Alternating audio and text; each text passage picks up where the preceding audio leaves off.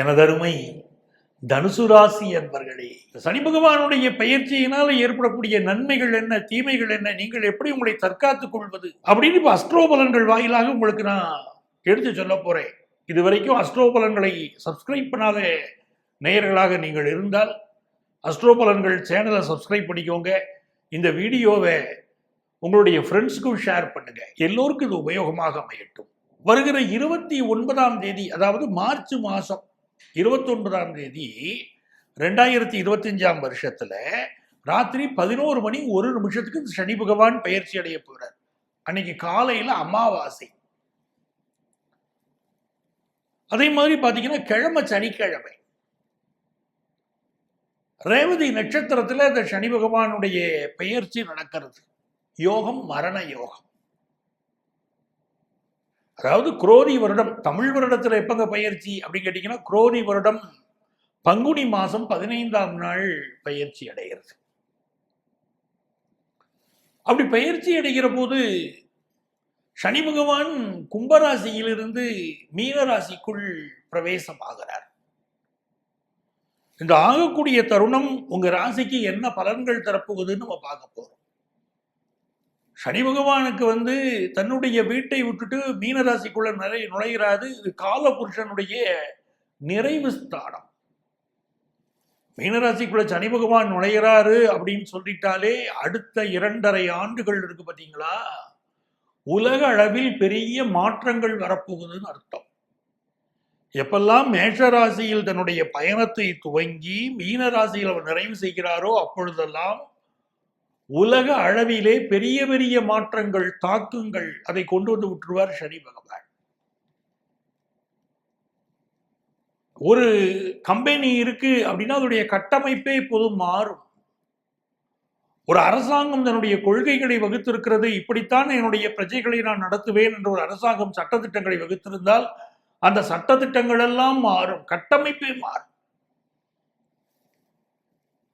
ஒரு கம்பெனியை நடத்தக்கூடிய நிர்வாகி தன்னுடைய கம்பெனிக்குன்னு ஒரு கட்டமைப்பு வச்சிருப்பார். இப்படித்தான் இருக்கும், இப்படித்தான் ஒர்க்கிங் நேரம் அப்படின்னு இருக்கும்.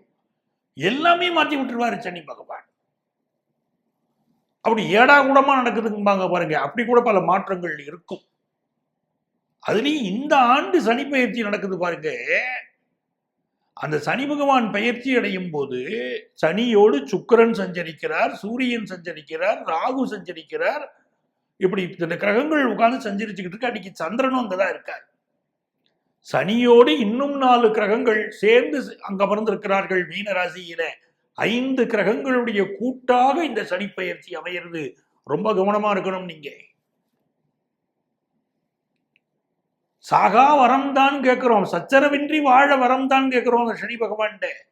அந்த சனி பகவான் இப்ப மீனராசியில சஞ்சரிக்கிற போது உலக அளவிலே பெரிய அதிர்ச்சிகள், மாற்றங்கள், பூகம்பங்கள் அப்படின்னு பல பிரச்சனைகள் இருக்கு.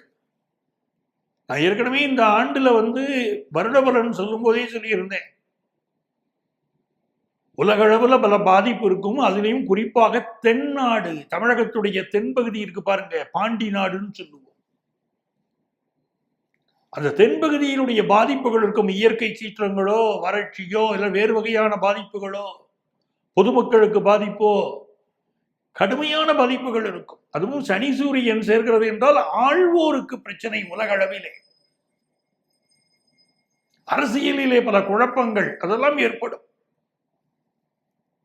எப்படி எப்படி இது ஏற்படுகிறதுங்கிற விளக்கத்தை தான் உங்களுக்கு நான் சொல்ல போறேன்.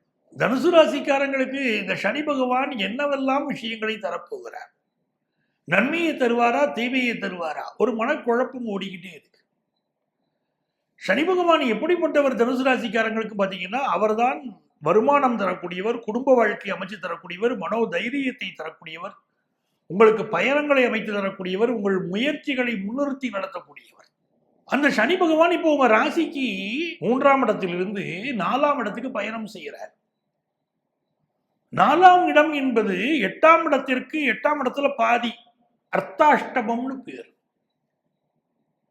அர்த்தாஷ்டம ஸ்தானத்துக்கு சனி பகவான் போறாரு. கொஞ்சம் கவனமா தான் நம்ம இருந்துக்கிடணும், அது சந்தேகம் இல்லை.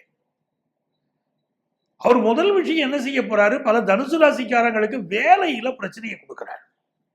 இப்பவே ஆரம்பிச்சிருச்சு பலருக்கு. பலர் சொல்ல ஆரம்பிச்சுட்டாங்க, ஏன் வேலையில தொந்தரவா இருக்கு, வேலையை விட்டு போக சொல்றாங்க, நீங்களா போறீங்களா, போனீங்கன்னா உங்களுக்கு ஒரு பெனிஃபிட் தரும்,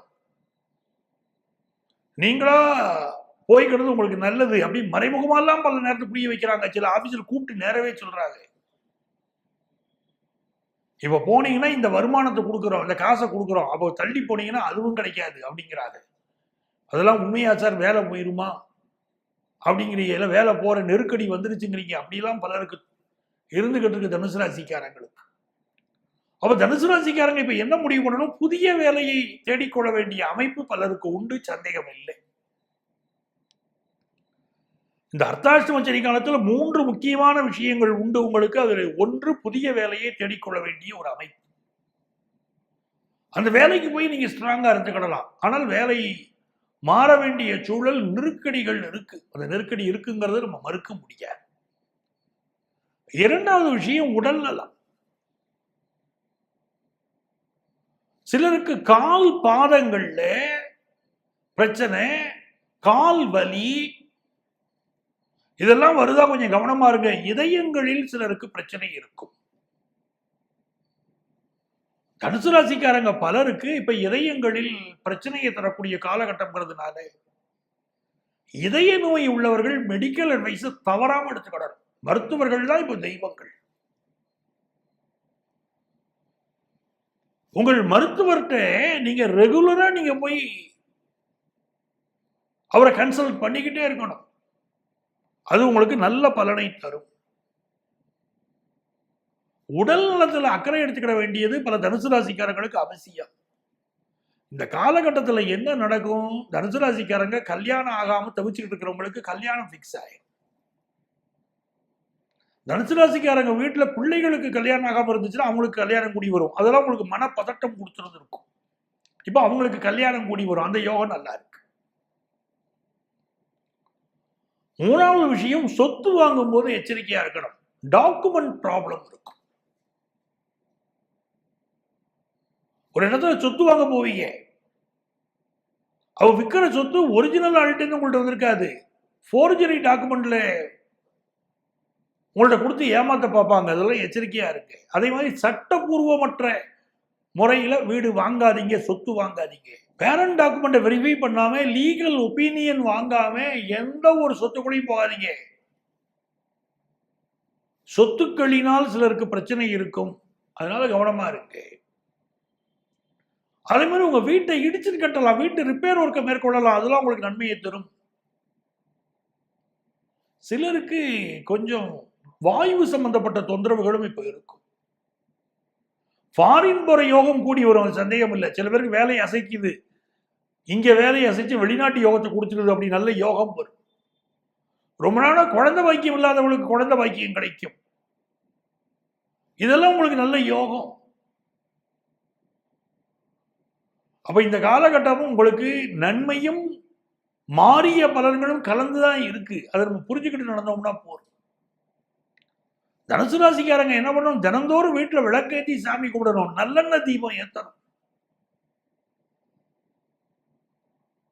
நல்லெண்ணெய் தீபம் ஏற்றி வீட்டுல தினந்தோறும் வழிபாடு செய்யுங்க.